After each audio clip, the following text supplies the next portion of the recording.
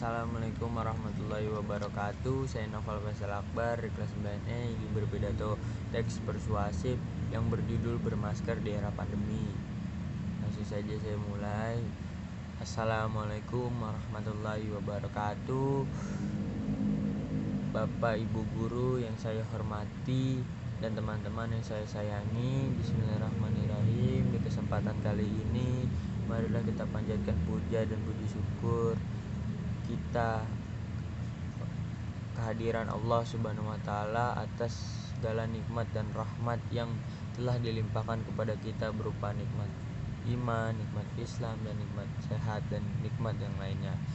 Pada hari ini saya ingin menyampaikan pidato mengenai berbudaya di bermasker di era pandemi.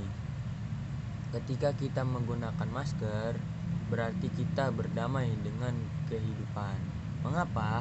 Karena di era pandemi corona, manusia tak hanya dituntut mengubah cara hidup, tetapi juga mengubah hakikat hidup. Secara motoris, hakikat hidup adalah berjalan, melangkah, dan menggapai tak hanya dengan tenaga, tapi juga dengan tawakal dan doa. Di masa ketika semua orang mencemaskan banyak hal, wabah penyakit, harapan patah, bukankah hidup adalah tentang berjalan, menghindar segala rintangan, atau mengalahkan dengan segala daya? Sahabat siswa, sejak awal tahun 2020 ketika virus corona mewabah, umat manusia di seluruh penjuru bumi kembali diserbu peradaban masker. Pandemi ini memaksa setiap orang tampil dengan gaya hidup baru, yaitu gaya hidup bermasker. Tak ada lagi paras elok yang lepas bebas. Kecantikan dan ketampanan kini tersembunyi di balik masker. Masker sudah menjadi semacam kebutuhan pokok. Masker dibutuhkan oleh siapa saja, di mana saja.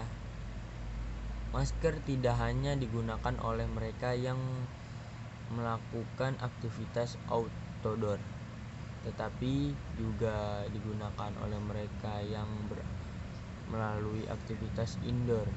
Masker kini tak sekedar gimmick, tapi sebuah realita tak tertolak dan memaksa setiap orang di abad 21 tampil dengan gaya hidup yang baru, yaitu hidup di bumi bermasker.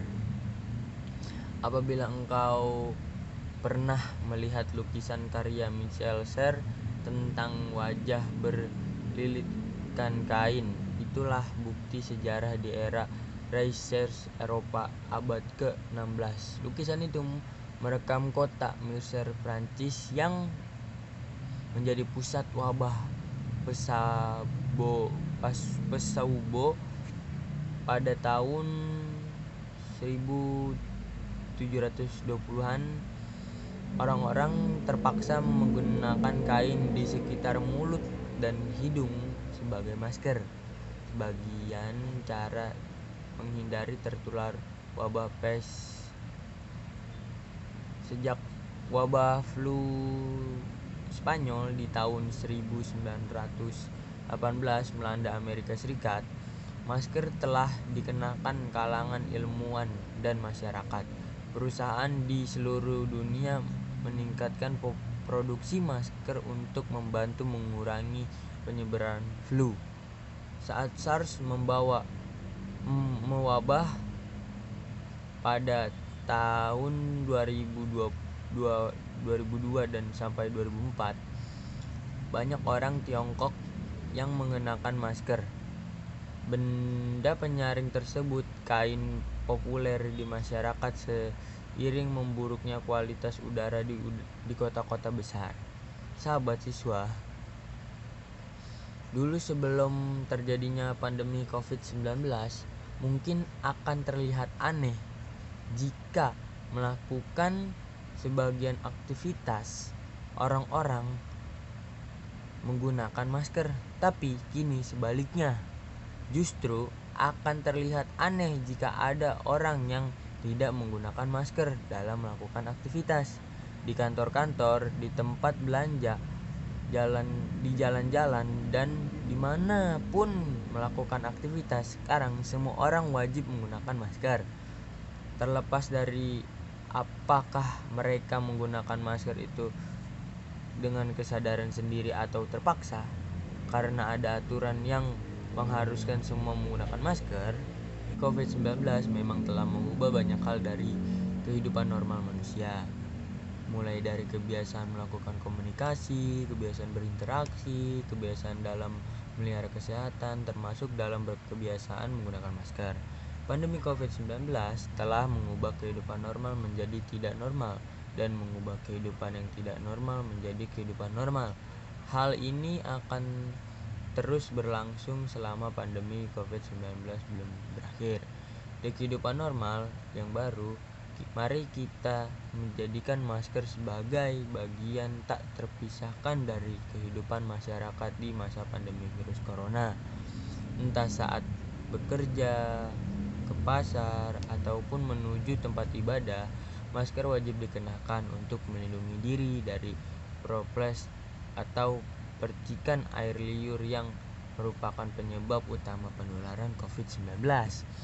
Sahabat siswa, ketika kita menggunakan masker, berarti kita berdamai dengan kehidupan, karena hidup itu sebuah pilihan, mengalahkan atau dikalahkan. Sekian dari saya. Apabila dalam penyampaian saya ada tutur kata yang tidak berkenan di hati para guru dan teman-teman saya, dan kepada Allah saya memohon maafpunan. Wabillahi taufiq wal hidayah. Wassalamualaikum warahmatullahi wabarakatuh. Sekian dari saya, Novel Salam Berkas 9E.